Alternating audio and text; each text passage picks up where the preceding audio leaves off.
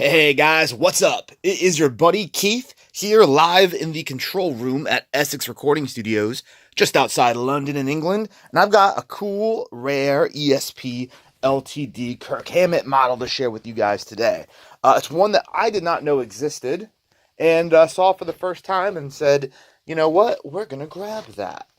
Before I get into it, I want to thank everybody who has subscribed to the channel, clicked like on the videos, left comments, and just been all around awesome. We've got over 510 videos on the site. We're at over 100,000, is it minutes? Yeah, I think it's over 100,000 minutes a month watched. We're getting close to 100,000 viewers a month as well. Really cool. Almost at 2,000 subscribers, and thank you all very much for that. So, let's chat about this guitar. It is the ESP LTD Kirk Hammett KH-502. It's a neck-thru model, Floyd Rose, licensed Floyd Rose bridge, and has a lot of distinct features that differentiate itself from the 202 and the 602 and the normal ESP models. It's actually got some features that I like a lot that aren't seen in the other models. So, let's talk about it.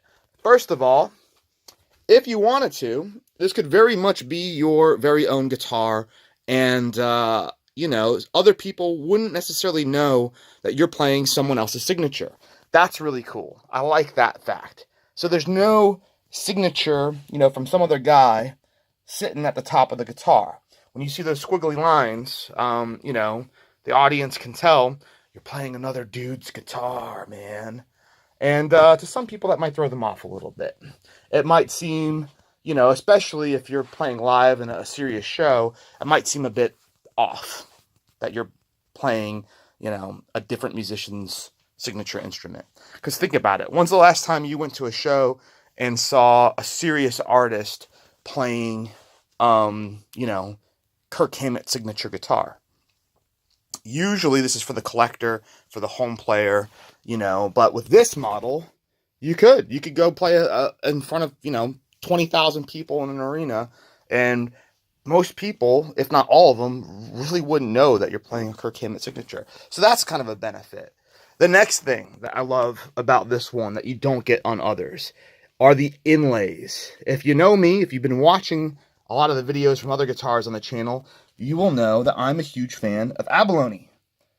Abalone dot inlays, love them. Totally love them.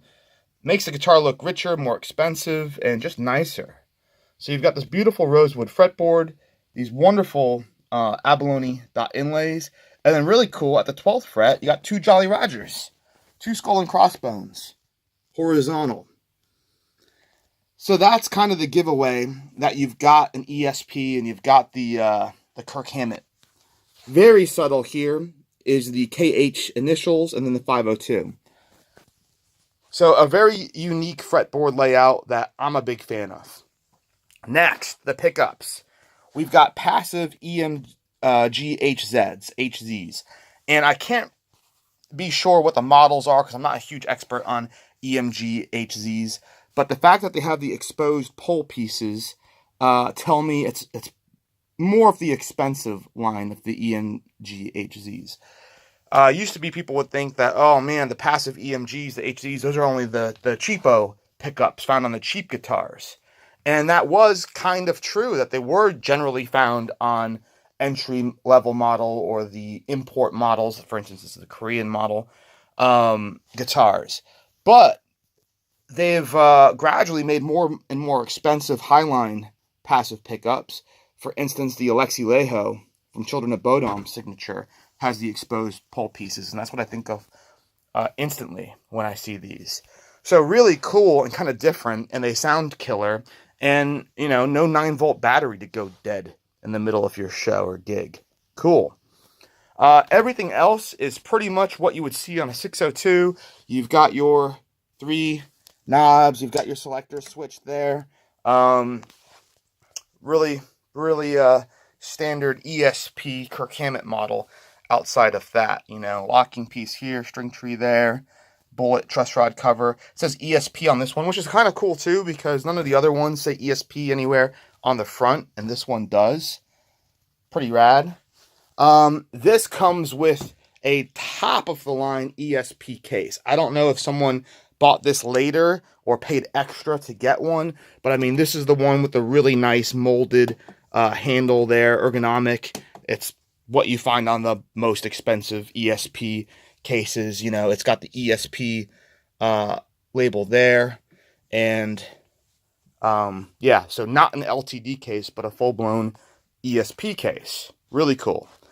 I'll do a comparison video later. I've got a 602 over here, and as you can see, this doesn't say ESP on the truss rod cover. It does have the signature there. And then this has the Floyd Rose, not the license model, but I think these are the 1000s that they put on those. Yeah. So, aside from that, you know, pretty much got yourself a 602 with cooler inlays and different pickups. Both the 602 and the 502 have ESP branded tuners. Both have the Korea serial number. I noticed on this one, you've got a 6-digit, looks like 2005, I'm guessing. On this one, you've got the chrome tuners and 06, and you got a 7-digit. Also ESP over the volute or volute, I don't know how to say that word. Whereas on this one, they have the ESP on the front. Yeah, Neck-Thru, back control covers, exactly the same. As you can see, other than that one's got the 9-volt battery there if you have the active pickups. If you wanted to make yours active, plenty of space in here for a 9-volt, no problem. Yeah, killer guitar, guys. Really, really cool. On looks, I would probably go, me personally, if I had to pick between the 502 and the 602, I would go with the 502. And that is because I like the fact that there's no signature. I like the fact that it has ESP on the front. And I'm a huge fan of the abalone inlays and the cool, subtle skulls at the 12th. Yeah, it's just pretty rad. Pickups, I'm a big fan of these EMG HZ passives. I used to be strictly an active dude for recording. I never see anybody really using EMGs to record. They're just a bit much. You get a little bit more clarity with passives. So as I've gotten older, my ways have changed. And then the bridge is obviously better on the 602. So if I could do one thing, I would take that bridge on the 602, I'd put it on this, and I'd be rocking and rolling. Yeah, but both guitars are great. It comes down to personal preference.